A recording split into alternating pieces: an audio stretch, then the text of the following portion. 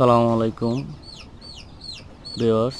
আজকে আমার ছাদ খামারে বাচ্চা ফুটেছে 3 দিন বয়স। আর আমি আজকে যা যা দিলাম, আমি প্রায় সময় লেবুই দেই, লেবুর পানি খাওয়াই 3 দিন। আজকে বলতে কিছুদিন ধরেই গরমটা একটু বেশি, রোদের তাপ বেশি, এই কারণে আমি সাথে ওকের গুড়ও নিয়েছি, লেবুর সাথে ওকের গুড় পরপর 3 দিন খাওয়াবো। 3 দিন খাওয়ালে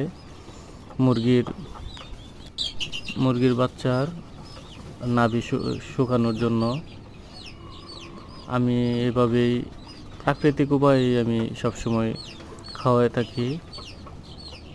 এটা হলো যে গুড়, চিটা গুড়, এটা লেবুর পানির সাথে মিশিয়ে মুরগি বাচ্চাকে খাওয়াবো। পানির সাথে ঢেলে দিচ্ছি, ঢেলে তারপর জাকিয়ে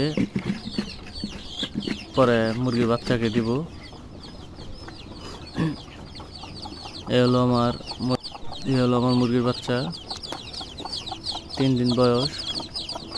পানি দেওয়ার পরে পানি খাচ্ছে না, কারণ ওরা তো পানি এখনো খাওয়া তেমনভাবে বোঝে না, পানি খাওয়া তো রেখে দিই,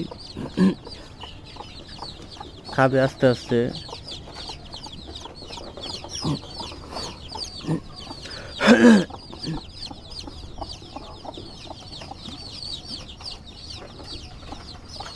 সামনে আসলেও খায় না, কারণ এখনো তো তারা ভালোভাবে বোঝে না পানি খাওয়া।